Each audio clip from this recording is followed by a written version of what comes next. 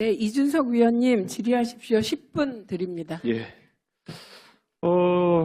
류광준 본부장님 우선 좀 질문 드릴게요. 지금 예. 교육부에서 제7차 사회관계 장관회의에서 이제 교육부에서 스터디 코리아 30만 300K 프로젝트라고 해가지고 유학생을 30만 명 정도 이제 대학원생 유치하는 거를 지금 추진하고 있는데 이게 사실 지금 우리가 학령 인구가 줄다 보니까 대학 교육을 유지하기 위해서 규모를 유지하기 위해서 필요한 것인 건 맞는데 이 과정에서 우리 이제 뭐 과학이 쪽을 살펴야 되다 보니까 과연 우리나라에 이런 유학생을 유치했을 때 사실 상당한 기회를 유학생들에게 제공하는 것이거든요. 교육에서 아무리 그들이 등록금이나 이런 걸 일부 부담한다 하더라도 우리 국민의 세금이 상당히 들어가는 거기 때문에 이 유학생을 30만 명 유치해가지고 결국 우리 산업에 연구에 도움이 돼야지만이 이게 긍정적 효과가 나는 겁니다. 그렇지 않습니까? 맞습니다. 근데 그러면은 지금 이게 우리나라에서 과기원이나 이런 쪽으로 우리가 유학생들 유치했을 때 어떻게 진행되느냐를 이제 봐야 되는데 아까 최수진 의원님도 해외 인재 유입에 대해 가지고 잘 짚어주셨는데 인재 획득에 대한 전략도 혁신본부가 신경 써야 될 주제죠? 맞습니다. 예. 예, 그렇다고 봤을 때 지금 제가 파악한 바로는 우리 4대 과기원 같은 경우에 카이스트가 지금 전체 유학생 수가 한 1,100명 정도 되는데 카이스트는 소위 말하는 OECD 국가 출신의 유학생 수가 한 129명, 11.4% 정도 됩니다. 나머지 3개 과기원 같은 경우에는 공이 4%대거든요. 그러니까 대부분의 이제 유학생이 과연 우리나라에서 계속 연구나 아니면 취업 활동을 지속할 것이냐에 대한 의문을 가질 수밖에 없는 상황이에요. 그래서 왜 카이스트와 지방 과기원들 간 이런 차이가 좀 생기느냐 이렇게 봐야 되고 지금 실제로 유니스트 같은 경우에 보니까 가장 많은 유학생이 온 국가가 카자흐스탄, 그 다음에 인도 이렇게 돼 있고요. 지스트는 파키스탄, 디지스트도 인도 파키스탄 이렇게 되어 있거든요. 그런데 이 경우에는 사실 굉장히 한국의 정주율이 떨어집니다 나중에. 그래가 저는 이 부분에 대해 가지고 그 혁신본부도 좀 신경 써야 된다 생각하시는데 어떻게 보십니까? 당연히 혁신본부의 목표 중에 하나는 네. 이제 우수한 인력의 확보인데 그 인력의 확보라는 것이 굳이 뭐 국적에 구애되지 않고 그래서 저희들이 아까 뭐 국가를 좀 거론하긴 하셨는데 네. 국가를 막론하고 우수한 인력들이 정주할 수 있도록 하는 그런 방안에 대해서 지금 구상하고 있습니다. 고민하고 예, 있습니다. 저도 그래서 뭐 이게 국가를 아까 언급한 국가들을 뭐 차별하고자 이런 의도가 아니라 다만 이게 우리가 이게 정착되려고 하면은 사실 법무부랑 또 외교부랑 보조가 맞춰져야 되는 겁니다. 지금 현장에서 계속 유니스트나 지스트에 있는 학생들, 외국인 학생들이 제기한 소요가 뭐냐면은 나는 한국에 일하고 싶다. 그런데 결국 이게 이 국가들에 대한 어떤 차별적 시각 때문에 오히려 나중에 취업 비자나 이런 것들이 잘 나오지 않으면 어떻게 되느냐. 그래서 지금 사실 또 법무부에서는 또 재작년에 과학기술 우수인재 영주 귀화 패스트트랙을 이제 진행하기로 해가지고 이런 과기원의 석박사로 한 사람들 같은 경우에는 우선 거주 비자를 주고 그 다음에 또 이제 영주권이나 귀화까지 또 절차 관서하고 이렇게 해서 하겠다 하지 않았습니까?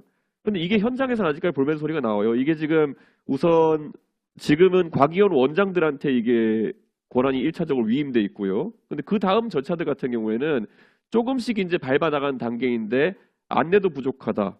그리고 아직까지도 그런 국가들은 차별적 시각이 존재한다라는 것에 대해서 혁신본부도 이 부분에 대해서 외교부라든지 아니면 법무부 측과 긴밀하게 좀 체크해봤으면 좋겠습니다. 이거는. 예, 실제로 잘 작동할 수 있도록 한번 더 살펴보도록 하겠습니다. 예, 이게 앞으로 아무래도 이 과기원에서도 전부 다 이 학습박 과정 다 포함해가지고 외국 인력들이 어떻게 적응하느냐가 정원 모집에 큰 영향을 줄 것이다 해서 이렇게 질문을 드렸습니다. 그리고 이광용 총장님, 오늘 카이스트 갔으니까 카이스트에서 대학원생들이 좀 요즘 언급하는 걸 몇 가지 짚고 싶은데요.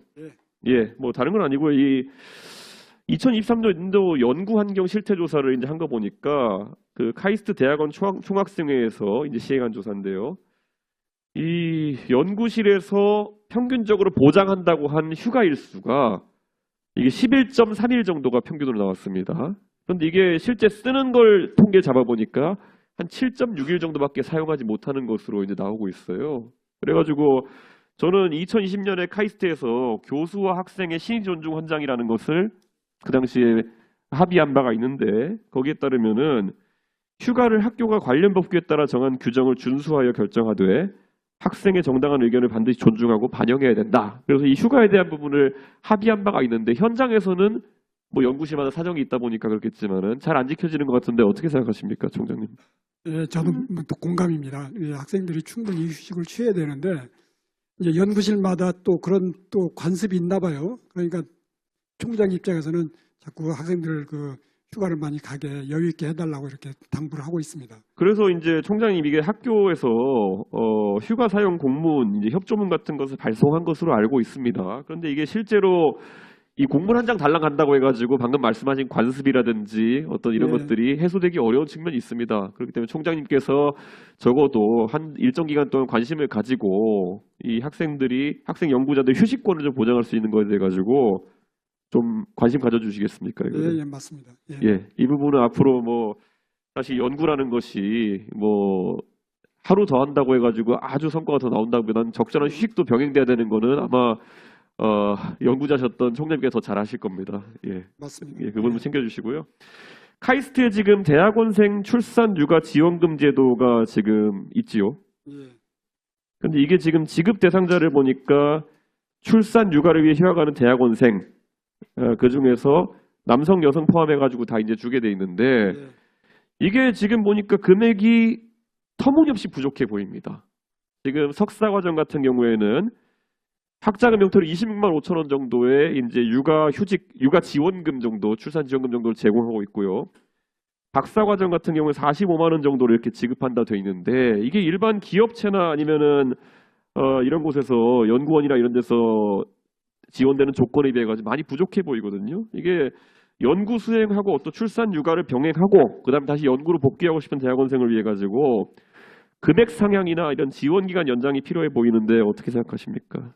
저희도 그 점을 이제 인지하고 지금 검토 중입니다. 이걸 현실화하는 게 좋겠다고 그러니까 이 생각합니다. 제도가 있는 건 좋은데 밑에 보시면요. 지금 2020년도, 2021년도에는 누적 지원 금액이 꽤 됐어요. 그런데 오히려 2023년, 2024년 지나가면서 이 제도가 그러니까 금액이 현실화되지 않다 보니까 오히려 이 제도의 수혜 인원이나 지원 금액이 줄어들고 있는 지금 모양새거든요. 그렇기 때문에 학교 측에서 이 부분에 대해서 상당한 관심을 가져야 될 것 같다 이렇게 판단합니다. 어떻게 보십니까? 아니, 맞는 말씀이라고 생각합니다. 이거 뭐 재원이 부족해서 그런 겁니까? 아니 뭐 아니, 제 관심이 좀 부족했던 것 같습니다. 예, 좀 이거 좀 대학원생 요구가 있다 보니까요. 이 부분 챙겨야 될 것 같고요. 지금 카이스트의 어쨌든 아까도 통계를 보면 여성 비율이나 이런 것들은 타기관에 비해서 굉장히 잘 유지되고 있는 상황인데 이런 출산이나 육아에 대한 부분은 남녀를 가리지 않고 연구 지속에 있어서 굉장히 중요한 것이기 때문에 꼭 챙겨주시길 제가 이렇게 예, 예. 예, 부탁드리겠습니다.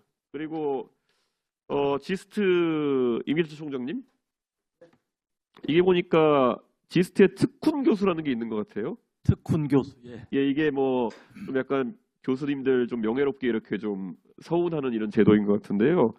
최근에 이슈된 게 이제 지스트 특훈 교수라는 등급이 있고 그보다 조금 이제 다른 형태로 신진 특훈 교수라는 이런 형태가 있는데 이 지스트 특훈 교수가 더 명예로운 자리인데 지스트 특훈 교수를 뽑는 데 있어가지고 여기 지원 안 하고 신진 특훈 교수에 지원하신 분이 선발되었다 그래가지고 좀 절차상의 문제가 있는 거 아니냐 해서 기사가 났는데 이 문제 어떻게 된 겁니까? 예, 우선 그러한 내용이 언론에 보도됐는데 예, 그 출처가 예, 내년이면은 정년 퇴임을 하는 교수가 예. 자신이 탈락된 것에 대한 불만을 품고 언론과 함께 이런 내용을 보도한 것입니다.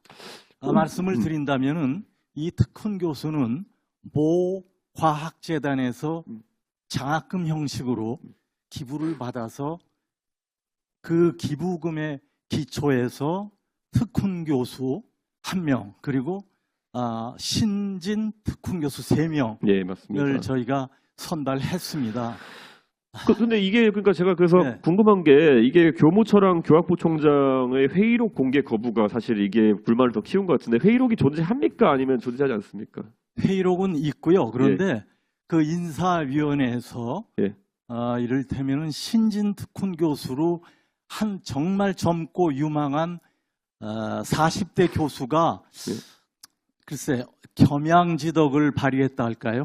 신진으로 신청을 했어요. 네. 그런데 위원들이 모여서 논의하다 보니까 가장 연구 실적이 정말 뛰어나서 이 교수는 특훈 교수로 해야 되겠다. 지스트. 그렇게 논의가 되어서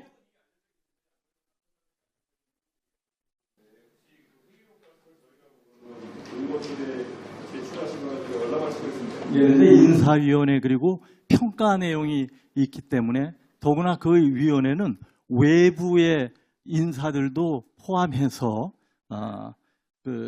구성이 된 위원회이기 때문에 저는 생각에 알겠습니다. 예, 그렇게 하겠습니다. 네. 예, 이용진 의원.